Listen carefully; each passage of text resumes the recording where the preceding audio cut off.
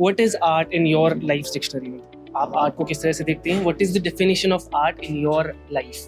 मैंने इधर तय किया है कि जिसको हिंदी आती है मैं उससे सिर्फ हिंदी में बात करूंगी। बहुत दिन गुलामी कर चुके। अंग्रेजी मुझे बहुत अच्छी आती है और भी कई भाषाएं थी, मगर हिंदी में बोलूंगी। ऐसा है कि मैं सबसे पहले, आप पूछ रहे हैं व्हाट इज आर्ट, मैं अपनी बात करने के बजाय पिकासो की बात करती हूँ। उनसे यही सवाल किसी ने किया था, व्हाट इज आर्ट? तो पिकासो ने बिना देरी किए ये कहा कि what is not art. Art क्या नहीं है? हम खाना बनाते हैं, उसको ठीक से टेबल में ले करते हैं, सजाते हैं, एक कपड़ा मैचिंग पहनते हैं, आपने ये शर्ट इसी पैंट के साथ क्यों पहनी, तो ये भी आर्ट है। हमारी थॉट प्रोसेस आर्ट है। तो आर्ट को हम केवल कैनवस पे, कागज पर ही नहीं रखते, आर्ट को जीवन में उतारना पड़ता है। You have to live art and actually we are living art. We are not confined कि वो कैनवस पे ही रहेगा। तो आर्ट हमारा जीवन है, पूरा जीवन, जो पूरी दिनचर्या है, और उसके उत्तरोत्तर और भी जो कुछ है लाइफ में, वो सब आर्ट है। जो आप आर्ट करती हैं, नॉट द पोएट्री और not the film making but the abstract art, उसका क्या पास्ट था, क्या फ्यूचर है एंड प्रेजेंट में क्या सिनेरियो? मैं जो अभी नया काम पिछले 4-5 साल से एक ही काम पे लगी हुई हूँ, वो ये है कि मैं सस्टेनेबल लिविंग के बारे में बात कर रही हूँ, अपनी लीगेसी की बात कर रही हूँ।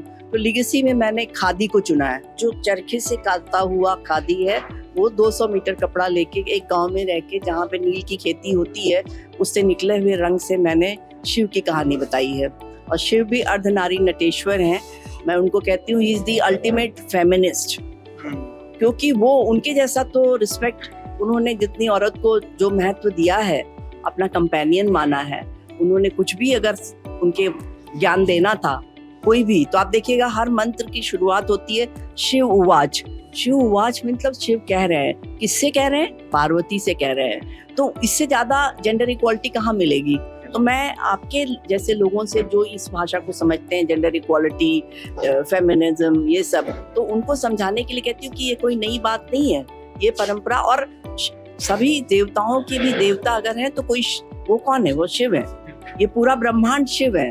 हम उनको मूर्ति तक सीमित कर देते हैं। पूरा विश्व ही शिव है, शिव तत्व है। अगर मैं आर्टिस्ट बनना चाहूँ तो कैसे मैं आर्टिस्ट बन सकता? आप आर्टिस्ट ऑलरेडी हैं। जो आप कर रहे हैं ये भी तो आर्ट है। आप जो इंटरव्यू ले रहे हैं, आपने एक प्रश्न, इतना गहरा प्रश्न पूछा है, ये भी तो आर्ट है। हर चीज आर्ट है।